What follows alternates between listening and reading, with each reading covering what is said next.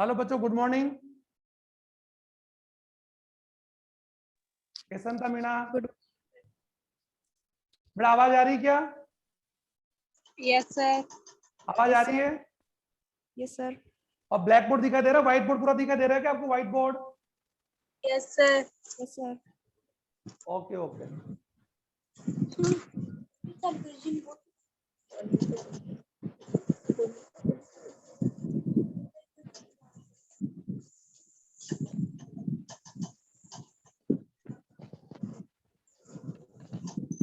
प्रतिभा चौधरी, प्रतिभा, श्वेता।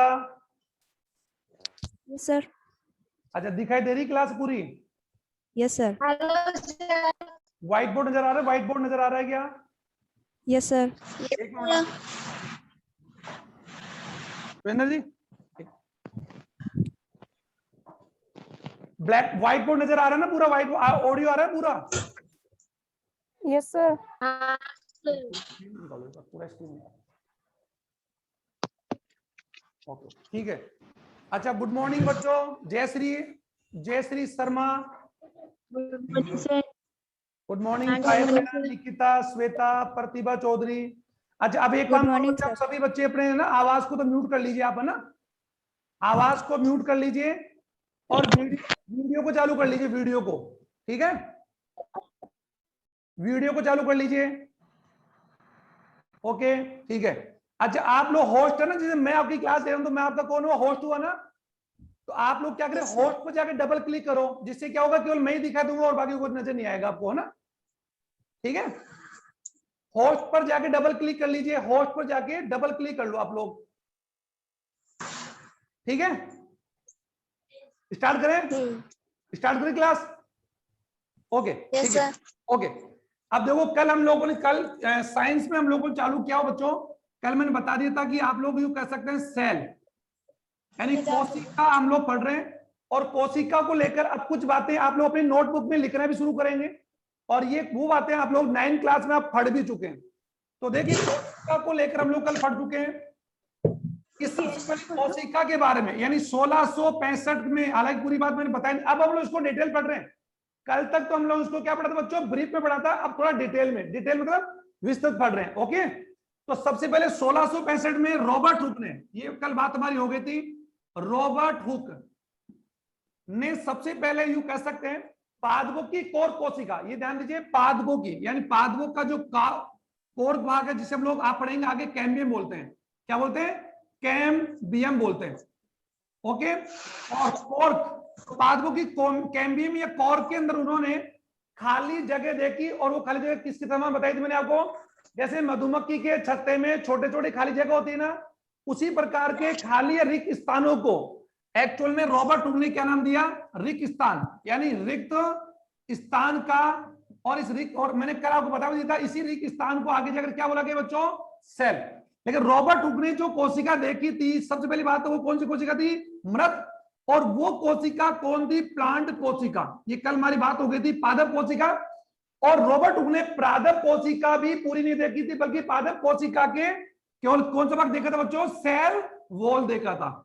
एक बार ध्यान दीजिए, यानी रॉबर्ट हुक ने जो कोर कोशिका जो देखी थी, कोर कोशिका इस प्रकार की जो नजर आया था, ऐसे इस प्रकार का वो नजर आया था ऐसे। अब समझ आ रहा होगा आपको? दिखाई दे रहा है बच्चों? आपको दिखाई दे रहा है क्या? हाँ सर। ये जो आप देखो, अब देखो, ये आप लोग देखो, इस प्रकार से आप देखो, हाँ सर। इस प्रकार से मधुमक्खी का छत्ता होता है। Yes sir. मधुमक्खी के छत्ते में बच्चों इस प्रकार छोटे छोटे कक्ष होते हैं ना, छोटे छोटे वो खाली जगह होती है। इसी प्रकार की संरचना रॉबर्ट हुक को नजर आई। और रॉबर्ट हुक ने उस खाली जगह को क्या नाम दिया? सेल। लेकिन रॉबर्ट हुक को जो नजर आया था वो सेल नहीं, बल्कि सेल का कौन सा भाग दिखा दिया? आउटर भाग दिखा दिया, यानी सबसे भारी भाग। जैसे हमारे शरीर का सबसे भारीतम भाग कौन सा बच्चों? त्वचा है। समझ आ गया ना? तो वही बात है कि पादप कोशिका का सबसे भारीतम जो आवरण होता है वो क्या होता है? Cell wall. तो रॉबर्ट हुक को जो पादप कोशिका नजर आई, उसमें क्या नजर आया था? उसको सेल वॉल। अच्छा, लिविंग सेल को लेकर कल हमारी बात हो गई, ये हम पढ़ चुके हैं बच्चों, यहां तक मैंने बता दिया। लिविंग सेल यानी जो जीवित कोशिका के बारे में मैंने बताने वाला, यानी एंटनी वॉन ल्यूवेनहॉक, कल बात होगी हमारी। और आप लिख भी लिया होगा कि हु डिस्कवर्ड या who seen first time living cell. तो हम लोग बात करेंगे एंटनी वॉन ल्यूवेनहॉक। और ल्यूवेनहॉक ने जिन जिन को देखा, ध्यान सुन लीजिए, यानी ल्यूवेनहॉक ने आगे किसका अध्ययन किया बच्चों? प्रोटोजोआ का। प्रोटोजोआ यहां तक कि शुक्राणु, यानी मानव में जो स्पर्म होता है, सुन रहे हो बच्चों, मानव में शुक्राणु नामक कोशिका को भी किसने देखा? ल्यूवेनहॉक। आप दिखाई दे रहा होगा आपको, ल्यूवेनहॉक ने प्रोटोजोन देखे, और ये सभी, इन्हीं सभी को उसने क्या नाम दिया? एनिमल्स। कल मैंने बता दिया एनिमल या एनिमल भी कह सकते हैं, यानी, और वही एक्चुअली क्या थी? जीवित कोशिका।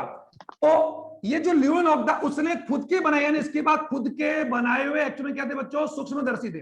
जबकि हम जानते हैं कि सूक्ष्मदर्शी का आविष्कार, सूक्ष्म माइक्रोस्कोप का आविष्कार जो था वो 1600 शताब्दी के बाद में हुआ था।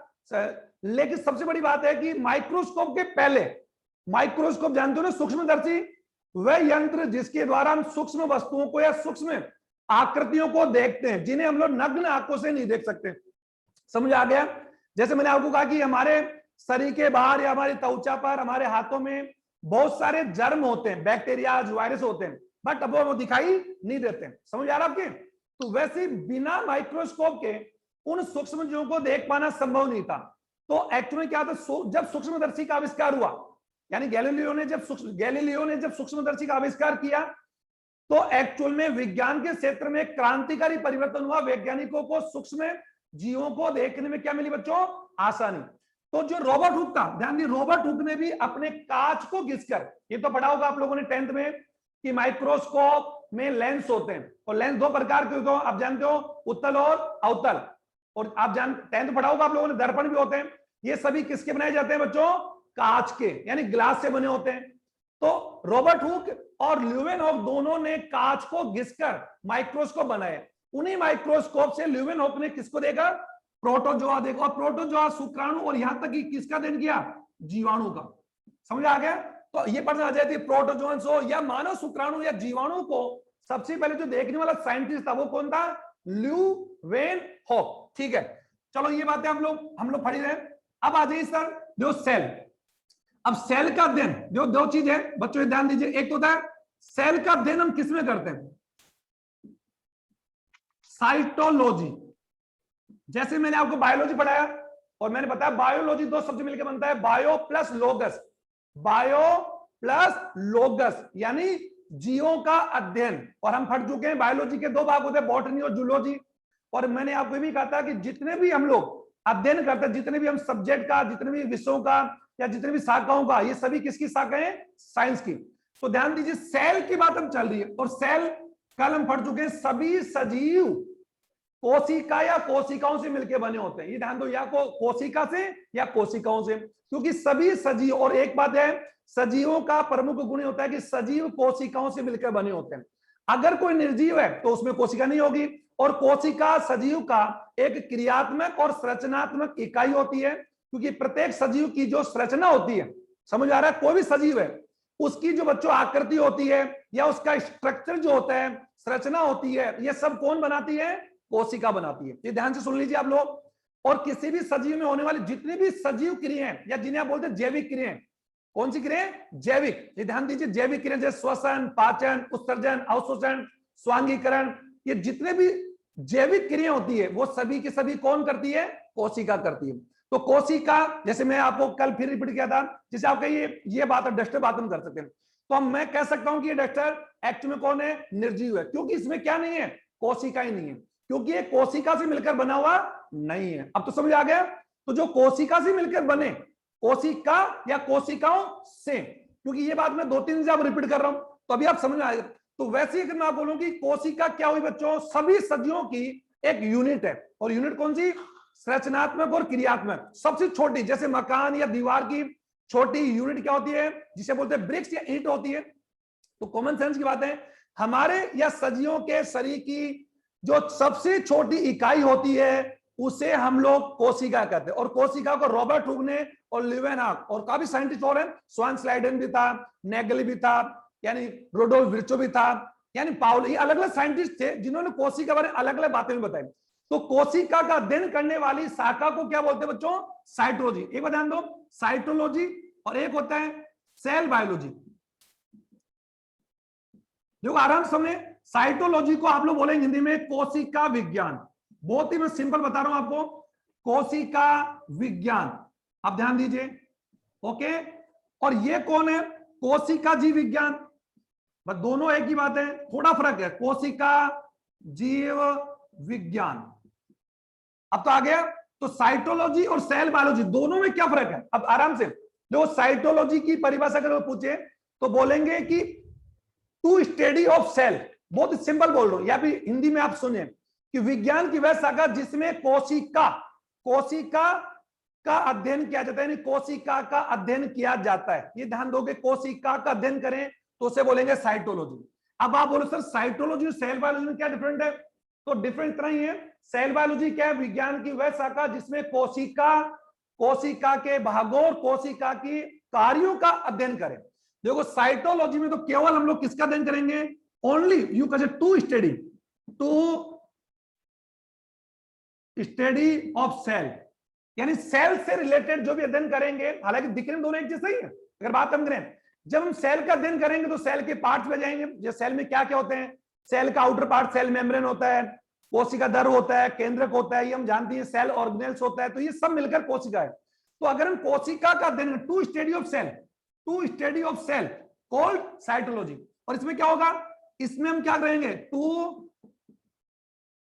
बच्चों ये समझ में आ रहा है आपके? टू स्टडी का अर्थ है, जब भी आप किसी लैंग्वेज को शॉर्ट में लिखते हैं तो क्या लिख सकते हैं? टू स्टडी करा लगा लीजिए आपको। तो आप साइटोलॉजी की परिभाषा तो क्या होगी? विज्ञान की वह शाखा जिसमें हम कोशिका का अध्ययन करते हैं, ओके। सेल बायोलॉजी क्या होगी? विज्ञान की वह शाखा जिसमें हम कोशिका और कोशिका की संरचना और कोशिका के कार्यों का अध्ययन करते हैं। बस इतना है। तो टू स्टडी ऑफ यानी का सेल स्ट्रक्चर आ जाएगा। आप समझ पा रहे हैं? कोशिका की किसका अध्ययन करेंगे? संरचना का। कोशिका के कार्यों का अगर हम अध्ययन करते हैं, क्या करते हैं? अध्ययन, टू स्टडी करते हैं, तो उसे क्या बोलते हैं? Cell biology. तो अगर आप देखें तो सेल बायोलॉजी साइटोलॉजी में ज्यादा डिफरेंट नहीं है। देयर आर ए लिटिल, यानी कह सकते हैं a little different between cell biology and cytology. समझ में आ रहा है बच्चों आपके सबके? ज्योति गुजर, नीतू समझ में आ रहा है क्या? नीतू, सिद्धार्थ समझ में आ रहा है बेटा? समझ आ रहा है? अंगूठा दिखा दीजिए, अपना थंब दिखा दीजिए, थंब। ओके ओके ठीक है। अब देखिए ये तो साइटोलॉजी और सेल बायोलॉजी के मैंने बता दिया। अब बात हम लोग आगे बढ़ते हैं। अब कोशिका से रिलेटेड, जो कोशिका को लेकर मैंने काफी कुछ आपको बता दिया। अब आज हम पढ़ते हैं वापस से, दोबारा रिपीट में दोबारा कर रहा हूं। अब हम पढ़ेंगे सेल थ्योरी। अब कोई बच्चे बोले सर ये क्या है? इसे बोलते हैं कोशिका सिद्धांत। कोशिका सिद्धांत। अब ध्यान दो कोशिका सिद्धांत के बारे में सबसे पहले बताया था, यानी कल मैंने आपको बता दिया था। कल तो हमने पढ़ा था बच्चों ब्रीफ में, यानी शॉर्ट में। आज हम लोग कैसे पढ़ रहे हैं? डिटेल में। अब मैं डिटेल में जाके पढ़ा रहा हूं आपको। तो कोशिका सिद्धांत आपने 9th क्लास में भी पढ़ा हुआ है, लेकिन वहां पर आपने इतना डिटेल में नहीं पढ़ा। अब हम थोड़ा डिटेल में जा रहे हैं। अब आराम से ध्यान दो। देखो सेल थ्योरी, कोशिका सिद्धांत को लेकर सबसे पहले ड्यूटोक्रेट, यानी ड्यूटोक्रेट या ड्यूटोक्रेट एक साइंटिस्ट है। सबसे पहले ड्यूटोक्रेट नामक साइंटिस्ट ने सेल थ्योरी बताई। ध्यान दीजिए। और उसने क्या कहा कि सभी सजीव कोशिका या कोशिकाओं से मिलकर बने होते हैं, और कोशिका सभी सजीवों की एक जैविक इकाई है। क्यों?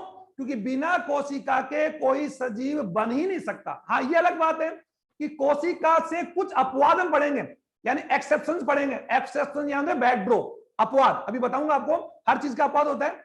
लेकिन आप ये ध्यान दें कि कोशिका सिद्धांत के बारे में सबसे पहले किसने बताया? ड्यूटोक्रेट। समझ आ रहा है आपके? ड्यूटोक्रेट ने समझ बताया। लेकिन कोशिका सिद्धांत का सबसे जो श्रेय जाता है वो कल मैंने बता दिया था, स्वान और स्लाइडेन। बच्चों आप लिख भी रहे होंगे स्वान और स्लाइडेन। ध्यान दीजिए, स्वान और स्लाइडेन, इन दोनों साइंटिस्ट, ये दोनों साइंटिस्ट, पहले बात तो बता, दोनों साइंटिस्ट एकदम कहां के थे? जर्मनी के। जर्मनी के थे। और दोनों ये साइंटिस्ट ने जो ड्यूटोक्रेट ने जो बात बताई, उसी बात को उन्होंने किस में तब्दील कर दिया, कोशिका सिद्धांत। तो अगर प्रश्न आ जाए कि हु डिस्कवर्ड या हु गिव, यानी हु गिव, यानी कॉमन सी बात, हु गिवन सेल थ्योरी, कोशिका सिद्धांत के खोजकर्ता कौन है, तो ये दोनों, यानी ये दोनों कोशिका सिद्धांत को, देखो कोशिका सिद्धांत को सबसे पहले किसने बताया, ध्यान आराम सुने, सबसे पहले बताया आपको ड्यूटोक्रेट ने, ओके। लेकिन सेल थ्योरी को एक्सप्लेन किसने किया सेल थ्योरी के रूप में, तो वो नाम आएगा स्वान और स्लाइडन। ये दोनों जर्मनी के साइंटिस्ट हैं। तो आपको बता दूं कि स्लाइडन और जो स्वान है, ये बहुत सिंपल बता रहा हूं कि जो स्लाइड यानी स्वान जो था वो एक जूलॉजिस्ट था, जूलो, और ये कौन था, बोटेनिस्ट। आप बोलो सर क्या लिखा आपने, जो जूलॉजिस्ट का अर्थ है ये अपने आप में कौन था, जीव विज्ञानी था। यानी ये इसने अपनी स्टडी किसमें की होती बेटा, जूलॉजी में, यानी ये जूलॉजी का ज्ञाता था। कौन, स्वान। और स्लाइडन किसका था, ये वनस्पति बोल दें या फिर क्या बोलेंगे, पादप विज्ञान। यानी कुल मिला कह सकते हैं कि स्वान और स्लाइडन, स्वान ने किसमें अपनी स्टडी की हुई थी, जूलॉजी में। यानी ये एक जंतु शास्त्री था। जैसे आप जानते हैं कि कोई डॉक्टर आंखों का होता है तो उसको हम क्या बोलते हैं, आंखों का डॉक्टर बोलते हैं। कोई त्वचा का तो क्या बोलते हैं, त्वचा का बोलते हैं ना। कोई स्त्री रोग विशेषज्ञ तो हम उसको क्या बोलते हैं, गायकोनोलॉजिस्ट बोलते हैं। अगर वो किडनी का तो हम उसको क्या बोलते हैं, नेफ्रोलॉजी बोलते हैं। अगर वो यूरिन का है तो उसको यूरोलॉजी बोलते हैं। सुना है आप लोगों ने सबने ये नाम, कैसन था, यस सर, नाम सुने ना आपने, जयश्री, यस सर, जयश्री शर्मा, हाँ सर, सुना ना आपने, नहीं तो वैसे सभी डॉक्टर्स की अलग अलग डिग्री से हम उनको पहचानते हैं। तो वैसे सर हड्डी वाले को, है, हड्डी वाले को, हड्डी वाले को यानी ऑस्टियोलॉजी बोलेंगे, यानी थैंक यू सर। यानी अस्थि जो, वैसे हड्डी का अगर बात हम कर सकते हैं, हड्डी जो डॉक्टर होते हैं उसे ऑस्टियोलॉजिस्ट बोलते हैं, ऑस्टियोलॉजिस्ट, अस्थि है ना। और वो डिपेंड करता है कि उसने किस में अपना आगे की स्टडी जो होती है, फर्दर स्टडी जो होती है एमबीबीएस के बाद में, किसमें उसने पीजी किया हुआ है, एमएस किया हुआ है क्या, एमडी किया हुआ है क्या, डीएम किया हुआ है क्या। तो ये अलग अलग डिग्री होती है जो मेडिकल लाइन में चलती है। समझ आ गया आपके, ऑस्टियोलॉजिस्ट, ऑस्टियोलॉजिस्ट बोलते हैं, अस्थि रोग विशेषज्ञ, एक ही बात है। Thank you sir. ओके, अब ध्यान दो, स्वान और स्लाइडन, तो स्वान और स्लाइडन दोनों जर्मनी के थे। इनमें एक जूलॉजिस्ट और एक था वनस्पति। ध्यान दीजिए, तो स्वान ने क्या कहा, एक एक करके बता रहा हूं। स्वान क्या कह रहा है, स्वान कह रहा है कि सभी जो जंतु होते हैं वो कोशिका या कोशिका से मिलकर बनते हैं। यानी ये बात उसने किसके लिए कही, जंतुओं के लिए कही। और स्लाइडर ने किसके लिए कही, पादपों के लिए। और दोनों को मिलाकर बोले तो क्या बोलेंगे, सभी जंतु और पादप, यानी सभी सजीव कोशिका या कोशिका मिलकर बने होते हैं। आप मेरी बात समझ आ रहा है। देखो, स्वान ने कोशिका सिद्धांत किसको लेकर दिया, जंतुओं को। और उसने क्या कहा कि सभी, all the animals are consist या मेड अप ऑफ सेल और मोर सेल्स, यानी सभी जंतु कोशिका या कोशिकाओं से मिलकर बने होते हैं। यही बात स्लाइडर ने किसको लेकर कही, प्लांट्स को लेकर। उसने क्या कहा कि सभी पादप कोशिका और कोशिका बने होते हैं। अब दोनों को मिक्स कर दो, तो दोनों ने मिक्स करके एक सिद्धांत दिया जिसका नाम, जबकि ये दोनों विज्ञान अलग अलग है, स्वान अलग साइंटिस्ट है, ये अलग साइंटिस्ट है, और ये दोनों को इन्होंने अलग अलग अपना सिद्धांत दिया, लेकिन बाद में इनका जो नाम आता है वो साथ आया। समझ आ गया। तो मिलाकर हमने इनको क्या बोल दिया, सेल थ्योरी का जनक कहा। और दोनों की बात मैं आपको अब सिंगल बता रहा हूं। अकॉर्डिंग स्वान और स्लाइडर ने क्या कहा कि सभी सजीव, एक बार सुन लीजिए, सजीव में क्या क्या आते हैं बच्चों, जंतु और पादप आते हैं और सूक्ष्म जीव आते हैं। तो सभी सजीव कोशिका या कोशिकाओं से मिलकर बने होते हैं, एक बार। नंबर 2, कोशिका सजीवों की क्रियात्मक इकाई है, कोशिका संरचनात्मक इकाई है, और कोशिका में केंद्रक पाया जाता है। क्या पाया जाता है, केंद्रक। ये ध्यान दीजिए, अभी बताऊंगा आपको कि कोशिका के अंदर, कोशिका जो होती है, कोशिका सजीवों की एक्चुअल में एक इकाई, जैविक इकाई है। और कोशिका के अंदर, यानी कोशिका के अंदर केंद्रक होता है, और केंद्रक के अंदर, हालांकि ये बात स्वान स्लाइडर ने नहीं बताई, लेकिन ये बात उन्होंने जरूर बताया कि कोशिका के अंदर आनुवंशिक पदार्थ पाया जाता है। और वो आनुवंशिक पदार्थ क्या होता है बच्चों, डीएनए। इतना ध्यान दे लीजिए, ज्यादातर सभी में आनुवंशिक पदार्थ जो होता है वो क्या होता है, डीएनए और आरएनए। और इन डीएनए आरएनए और कौन सी प्रोटीन, स्टोन प्रोटीन, इनसे मिलकर बनी संरचना को हम लोग, इनसे मिलकर बने पदार्थों में क्या बोलते हैं? आनुवंशिक पदार्थ। और ये आनुवंशिक पदार्थ ही आगे जाकर क्या बनाते हैं बच्चों? गुणसूत्र। क्या बनाते हैं? गुणसूत्र। तो सजीवों की, यानी कह सकते हैं कि स्वान और स्लाइडे ने जो महत्वपूर्ण बात बताई वो एक बार वापस रिपीट कर दूं, फिर आगे बढ़ते हैं, क्योंकि ये तो पढ़ना नहीं हमारे को, कि सभी सजीव कोशिका और कोशिका मिलकर बनते हैं। कोशिका सजीवों की क्रियात्मक इकाई है, संरचनात्मक इकाई है, आनुवंशिक इकाई है, उत्परिवर्तन इकाई है, और उसके शरीर में, यानी हमारे शरीर में जितनी भी क्रिया होती है उन सभी क्रियाओं की इकाई अगर कोई है तो कौन है? सेल, यानी मतलब कोशिका। ओके, तो इन्होंने ये बात दी सेल थ्योरी। अब ये मैंने बता दी सेल थ्योरी किसने दिया? स्वान और स्लाइडेन। आगे बढ़े, और स्वान और स्लाइडेन के बारे में बता दी, बहुत आर जर्मनिस्ट, दोनों कहां के थे बेटा? जर्मन थे। जैसे हम लोग वी आर इंडियन, हम कहां के? भारतीय। तो ये दोनों कहां के थे? जर्मन। लेकिन अलग अलग साइंटिस्ट हैं और अलग अलग ये ज्ञाता है, यानी एक था जंतु शास्त्री, एक था पादप शास्त्री। ओके, और दोनों ने जो बात बोली वही आगे जाकर क्या कहलाई? सेल थ्योरी, कोशिका सिद्धांत। अब बात आती इनके कोशिका सिद्धांत। इस सिद्धांत की बात, इनके सिद्धांत में कुछ कमी रही। ये आप जानते हैं कि जब भी कोई साइंटिस्ट किसी भी बात का पता लगाता है तो क्या कोई भी बात या किसी भी जानकारी का कोई भी साइंटिस्ट पूरी तरह पता लगा सकता है क्या? तो जवाब होगा नहीं, क्योंकि प्रकृति के क्षेत्र में, अगर हम प्रकृति के किसी क्षेत्र की बात हम कर रहे हैं, चाहे वो खगोल हो, चाहे वो अंतरिक्ष हो, चाहे परमाणु हो, चाहे अणु हो, चाहे भौतिक हो, चाहे कोई भी क्षेत्र देख लीजिए, क्या किसी क्षेत्र में खोज या रिसर्च क्या कंप्लीट हो चुका है क्या? तो जवाब आएगा नहीं, क्योंकि रिसर्च एक ऐसा विषय बच्चों, खोज, अनुसंधान, अन्वेषण, या जिसे अपनी भाषा में बोलते हैं रिसर्च, ये एक वो टॉपिक है, ये एक ऐसा बिंदु है जो कभी अंत नहीं हो सकता। और आप जानते होंगे, जैसे क्या मैं आपको पूछूं कि क्या आज कोशिका सिद्धांत या कोशिका के बारे में आज भी रिसर्च जारी है क्या? तो जवाब आएगा हाँ।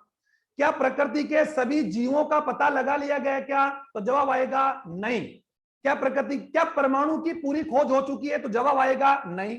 तो जैसे हम देखा कि परमाणु को लेकर एक पॉइंट बता रहा हूं, परमाणु को सबसे पहले बताया था कणाद, फिर कणाद के बाद में कौन सा साइंटिस्ट आया? डॉल्टन है, थॉमसन आया था, सॉरी डॉल्टन, फिर थॉमसन आया था, फिर रदरफोर्ड, फिर नील्स बोर, याद है आपको? Niels Bohr. तो इसका अर्थ है कि क्या किसी विषय पर या किसी बिंदु पर क्या रिसर्च कभी खत्म हो सकता है क्या? नहीं। तो कॉमन सी बात है कि हर वैज्ञानिक के द्वारा किए गए अध्ययन में कुछ ना कुछ क्या रह जाती बच्चों? कमी। और उस कमी को पूरा कौन करता है? आने वाले साइंटिस्ट। आने वाले कौन? जो अब जो साइंटिस्ट आएंगे वो उनके विषय में अध्ययन करके उनकी कोई ना कोई कमी बता दें। तो सबसे पहले सेल थ्योरी दी थी ड्यूरोक्रेट, ध्यान दीजिए, ड्यूटोक्रेट। लेकिन ड्यूटोक्रेट के सेल सिद्धांत को आगे किसने बढ़ाया? स्वान और स्लाइडेन, जो मैं बता रहा हूं आपको, स्वान और स्लाइडेन।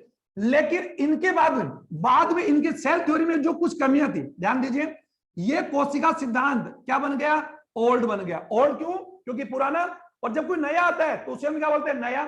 तो नया सेल थ्योरी यानी मॉडर्न सेल थ्योरी। अब आराम सुन लीजिए, ये तो कौन है? कोशिका सिद्धांत है। और कौन सा? पुराना कोशिका सिद्धांत। तो पुराना कोशिका सिद्धांत का जनक कौन है? स्वान और स्लाइडर। उनके द्वारा बताए गए सिद्धांत में कुछ कमियां थी, उन कमियों को किसने ऐड कर दिया? नए साइंटिस्ट। और वो नए साइंटिस्ट कौन थे? ध्यान दीजिए, मॉडर्न सेल थ्योरी को लेकर बताने वाले साइंटिस्ट थे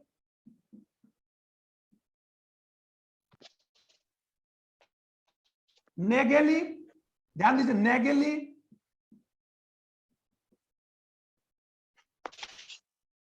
पुरकिंजे और रुडोल्फ विर्चो।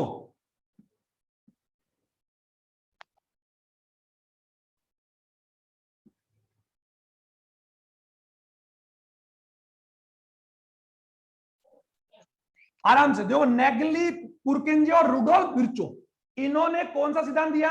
नया, आधुनिक। और आधुनिक का तो आप जानते होंगे, ये तो आप जानते हैं कि किसी ना किसी क्षेत्र में किसी ना किसी साइंटिस्ट ने कभी ना कभी शुरुआत की, और जो शुरुआत करता है वही उसका क्या कहलाता है बच्चों? जनक। जैसे कि कोशिका खोजकर्ता में सबसे ज्यादा आज तक किसका नाम है बच्चों? रॉबर्ट हुक का ही है। तो क्या कल परसों 10 साल 20 साल 50 साल बाद में क्या रॉबर्ट हुक का नाम चेंज हो जाएगा? तो नहीं, क्योंकि रॉबर्ट हुक कौन है? जिसने सबसे पहले कोशिका को देखा। तो हमेशा उसका नाम इतिहास में और भविष्य में क्या अमर हो जाएगा क्या? हाँ। ये अलग बात है कि कोशिका से जुड़ी हुई जानकारियां जो और हमें प्राप्त हो सकती है, वो उसका अध्ययन कौन करेगा? आने वाले साइंटिस्ट। तो आप ये चीज जानते हो, जब भी कोई साइंटिस्ट या जब कोई व्यक्ति किसी चीज की खोज करता है तो हमेशा के लिए उस व्यक्ति का नाम ही उस खोज में जुड़ जाता है क्या? तो जवाब आएगा हाँ।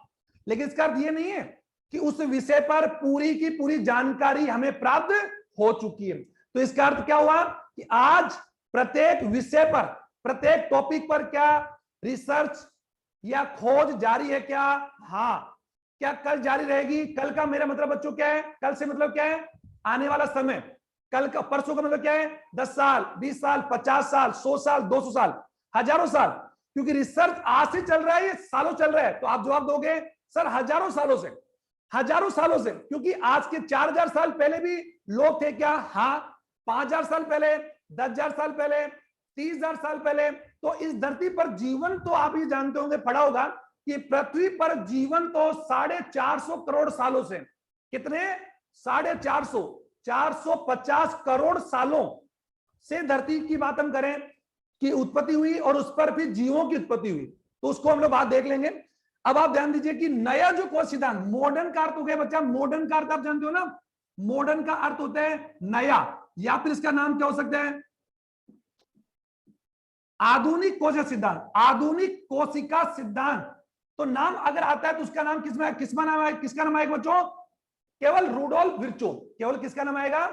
Rudolf Virchow. हालांकि ये अलग बात है कि आधुनिक सिद्धांत, आधुनिक कोशिका सिद्धांत को नेगेली, पुरकिंजर, रुडोल्फ विर्चो आएगा। लेकिन इनमें से अगर किसी एक का नाम आपको लिखना आ रहा है तो किसका लिखोगे? Rudolf Virchow. क्या लिखोगे? Rudolf Virchow. और उन्होंने क्या बात बोली? सेल थ्योरी में उन्होंने पुरानी बातों में क्या बात जोड़ी? अब सुन लो एक बार आराम से। ये तुम जानते ही है, ये तो मैं हटा रहा हूं। जो पुराना सेल थ्योरी की बात हम करें, स्वान स्लाइडर ने क्या बोला कि सभी सजियों की क्रियात्मक इकाई कोशिका होती है, सजीव कोशिका मिलकर बनते हैं। यही बात रुडोल्फ विर्चो इन्होंने बोली, बस इन्होंने अपने सिद्धांत में एक बात और नहीं जोड़ दी, एक दो बातें और जोड़ी। और वो क्या? ध्यान सुन लीजिए। इन्होंने बताया, इन्होंने कि कोशिका, आराम सुने, कोशिका सभी सजियों की, मैं एक लिख रहा हूं, यह सर लिखने से ज्यादा टाइम लगता है, मैं बोल के बता रहा हूं कि आधुनिक कोशिका सिद्धांत की प्रमुख क्या क्या अवधारणा है, क्या क्या विशेषता है। नंबर 1, कोशिका सजियों की संरचनात्मक और क्रियात्मक इकाई होती है। अब आप भी बोलोगे सर ये बात तो स्वान स्लाइडर ने बता दी, तो मैं बोल रहा हूं ना कि स्वान और स्लाइडर के द्वारा दिया गया कोशिका सिद्धांत क्या पूरी तरह गलत है? तो जवाब आएगा नहीं, पूरी तरह गलत नहीं है, उसमें भी काफी बातें सही है। लेकिन पुरकिंजे और नेगेली आदि साइंटिस्ट ने पुराने कोशिका सिद्धांत में कुछ नई बातें जोड़कर उस सिद्धांत को क्या बना दिया? आधुनिक कोशिका सिद्धांत। तो आधुनिक कोशिका सिद्धांत में भी क्या पुरानी बातें ही है क्या? हाँ, जो सही है, तो जो सही बातें थी, जो सही बातें थी वो तो अभी भी है। और वो बात क्या है? सभी, फिर रिपीट कर रहा हूं, बहुत बार रिपीट हो गया कि सभी सजीव कोशिका कोई मिलकर बनते हैं। कोशिका सजियों की संरचनात्मक क्रियात्मक इकाई होती है। कोशिका की बात हम करें, कोशिका में विभाजन करने का गुण पाया जाता है और कोशिका में केंद्रक और आनुवंशिक पदार्थ पाया जाता है। ये बातें किसने बताई? नए सिद्धांत में। तो इसमें क्या हो? कोशिका इकाई होती है और कोशिका में कौन सा गुण होता है बच्चों? विभाजन। आप ध्यान दीजिए, कोशिका में विभाजन करने का, विभाजन का अर्थ होता है 1 से 2। जैसे ये कोई कोशिका है तो ये कोशिका विभाजन करके क्या बन जाएगी? 2 बन जाएगी। तो हर कोशिका में विभाजन करने का गुण पाया जाता है और कोशिका विभाजन करके ध्यान सुन लीजिए, नवीन कोशिकाओं का निर्माण करती है। तो इसका अर्थ क्या हुआ? इन्होंने क्या बात बोली? रोड और विर्चो ने क्या बोली? दोनों ने, कि नवीन कोशिकाओं का निर्माण, ध्यान सुन लीजिए, नई कोशिकाओं का निर्माण पुरानी कोशिकाओं से होता है। जैसे हमारी उत्पत्ति किससे हुई बच्चों? हमारे माता पिता से। तो पहले हम आए कि हमारे माता पिता? पहले पादप आया कि पहले बीज आया? तो पहले जवाब क्या होगा? बीज आएगा। तो कॉमन सी बात है कि कोशिकाओं की उत्पत्ति किससे होती है? पुरानी कोशिकाओं से। और ये बात किसने बताई? नेगेली और रुडोल्फ विर्चो ने। क्या नाम दिया? इतना ही जोड़ लीजिए आप लोग कि कोशिका में विभाजन करने का गुण पाया जाता है। ये ध्यान दीजिए। और सबसे इंपॉर्टेंट बात, इस सिद्धांत की सबसे इंपॉर्टेंट जो बात है, ये ध्यान दीजिए, अभी मैं आपको बता रहा हूं ये कौन सिद्धांत चल रहा है? आधुनिक ही चल रहा है। आधुनिक कोशिका सिद्धांत के अंदर पुरानी जो बातें थी वो तो पुरानी है ही, नई बात क्या है, बहुत इंपॉर्टेंट बात है, इन्होंने रुडोल्फ विर्चो नेगेली ने एक सिद्धांत दिया इसी में, ओमनिस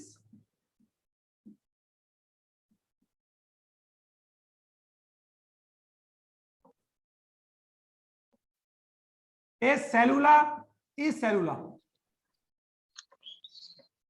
अब इसको आप समझे दोगे आराम से, बहुत इंपॉर्टेंट, इस ज्यादा नहीं है। ओमनिस का अर्थ होता है सिद्धांत, ओमनिस का अर्थ होता है निर्माण होना भी कह सकते हैं। अब सुन लीजिए, कोशिकाओं का निर्माण किससे होता है बच्चों? कोशिका से। अच्छा मुझे बता दीजिए जीव की उत्पत्ति किससे हुई है? जीव से। जीवाणु की उत्पत्ति जीवाणु, मानव की मानव, गाय की गाय, भेड़ से भेड़, मटर से मटर, गेहूं से गेहूं, बाजरा से बाजरा। तो आपने क्या सोचा कि जीवों की उत्पत्ति किससे हुई है? जीवों से। लेकिन उत्पत्ति कौन करता है? जो पहले धरती पर मौजूद है। तो उन्होंने एक सिद्धांत दिया, इन्होंने रुडोल्फ विर्चो और नेगेली ने आधुनिक कोशिका सिद्धांत में एक बात इंपॉर्टेंट जोड़ी। ये ध्यान सुन लीजिए, मैं ये तो बातें बता चुका, ये तो आप लिखो लोगे कि कोशिका आनुवंशिक इकाई होती है, कोशिका उत्पत्ति इकाई है, कोशिका संरचनात्मक इकाई है, कोशिका क्रियात्मक इकाई है, कोशिका सजीव है, कोशिका के अंदर केंद्रक है, कोशिका के केंद्रक में आनुवंशिक पदार्थ है, कोशिका का आनुवंशिक पदार्थ डीएनए आरएनए होता है, डीएनए आरएनए गुण से मिलकर, ये तो सारी बातें आप लिख दो। लेकिन सबसे इंपॉर्टेंट बात आधुनिक सिद्धांत में क्या जोड़ी?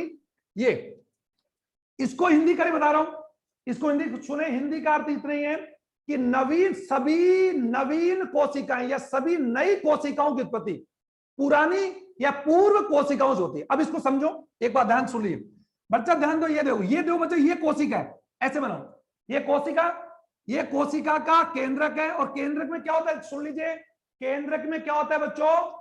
आनुवंशिक पदार्थ। और सभी सजीवों में सबसे महत्वपूर्ण गुण क्या होता है? कि सजीव कोशिका से मिलकर बनते हैं, और कोशिका में केंद्रक है, और केंद्रक में क्या है? आनुवंशिक पदार्थ। और आनुवंशिक पदार्थ की वजह से ही सभी सजीवों के गुण एक जैसे होते हैं कि अलग अलग होते हैं? अलग अलग। मैं पूछता हूं क्या मक्का और बाजरा एक है? पायल मीना, पायल, क्या मक्का और बाजरा एक जैसे है कि बच्चा? No sir. No sir. उसी प्रकार मानव, गाय, भेड़, बकरी, कुत्ता, बिल्ली, गेहूं, जो चना, मक्का, बाजरा सब एक है या अलग अलग है? अलग अलग है। Very good. तो इन सभी में अलग अलग लक्षण, अलग अलग संरचना क्यों है? क्योंकि इन सबका आनुवंशिक पदार्थ कौन? डीएनए। कौन? डीएनए। सबका अलग अलग पाया जाता है। जैसे हम सभी एक है, हम कौन है? मानव है। तो मानव चाहे भारत का हो, चाहे अफ्रीका का हो, चाहे अमेरिका हो, कहीं का भी हो, क्या मानव का डीएनए एक ही होगा? नहीं समझ आ रहा आपके? सजीवों में आप मुझे बता दीजिए, सजीव जो होते हैं, आप ये जानते हैं कि धरती के ऊपर कई प्रकार के जीव जंतु पाए जाते हैं, लाखों प्रकार के जंतु है। लगभग ये मान लो धरती पर 17 से लेकर 45 लाख प्रकार के जीव हैं। कितने प्रकार के? 45 लाख। 45 लाख। और उन 45 लाख में एक प्रकार कौन है? मानव। गाय, भेड़, बकरी, कुत्ता, बिल्ली, गेहूं, जौ, चना, मक्का, बाजरा, नाम ही नहीं बोल पाएंगे मित्रा। क्या ये सभी एक जैसे हैं क्या? चेल्सी शर्मा, चेल्सी, एक जैसे नहीं है ना? नहीं सर। सभी सजीव तो हैं, सभी सजीव तो है ना?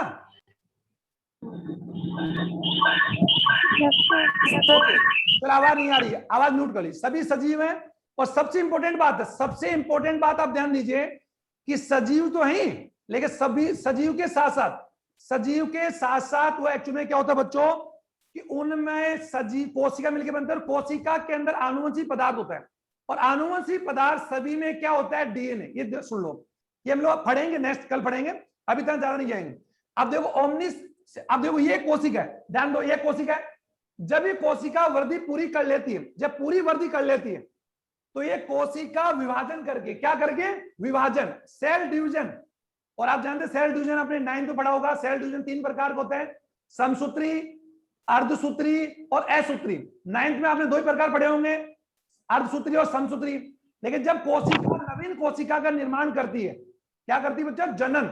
और आप जानते हैं कोशिका विभाजन करेगी, तो ये कोशिका विभाजन करके कितनी कोशिकाओं में बदल जाएगी? 2 कोशिकाओं में। नहीं समझ आ रहा आपके? तो ये कोशिका, ये जो कोशिका देख रहे हैं, ये कौन सी कोशिका हो गई? मातृ कोशिका। और मातृ का यहाँ पर क्या है बच्चों? मदर। मदर यानी पेरेंट, मदर मदर। और ये जो दो कोशिका देख रहे हैं जो इससे आकार में छोटी है, ये दोनों की दोनों कौन सी कोशिका है बच्चों? पुत्री कोशिका या फिर संतति कोशिका, या फिर आप कह सकते हो उसको डॉटर सेल्स। ये तो आपको मालूम है अच्छी बात है, डॉटर सेल्स। जैसे हम हमारे माता पिता की क्या है? संतान है। तो हमारी उत्पत्ति किनसे हुई? माता पिता से। तो माता पिता और हमारे में पूर्व में पहले कौन है धरती पर? माता पिता। तो ओमनिस सेलुलर, सेलुलर का क्या है? देखो सेलुलर, सेलुलर का अर्थ क्या है? कि कोशिका ही कोशिका को जन्म देती है। नहीं आया? सर। सेलुलर, सेलुलर करते हैं कि बहुत सिंपल बात आप समझ पा रहे होंगे। आप मुझे बता दी, इन दोनों कोशिका, ये जो दो कोशिका देख रहे हैं आप, देखो ये दो, ये और ये जो विभाजन यहां पर हुआ होगा 100% कौन सा विभाजन बच्चों? समसूत्री। सुना? और ये समसूत्री विभाजन किसने, किस सेल में? इस कोशिका में। इस कोशिका को आपने क्या नाम दिया बच्चों? मदर, मतलब मां, मां कोशिका। इस कोशिका से इन दोनों की उत्पत्ति हुई या नहीं हुई? हुई। तो ये सिद्धांत लागू हुआ ही नहीं हुआ? इन कोशिकाओं की उत्पत्ति, इन दोनों कोशिकाओं की उत्पत्ति या निर्माण किससे हुआ? इस कोशिका से। तो जवाब क्या आ जाएगा? जवाब क्या आ गया? कि सभी नवीन कोशिकाओं की, यानी इंग्लिश बोल सकते हैं कि all the new sales, all the new sales forming by pre existing cells, यानी सभी नवीन कोशिकाओं की उत्पत्ति पूर्व या पुरानी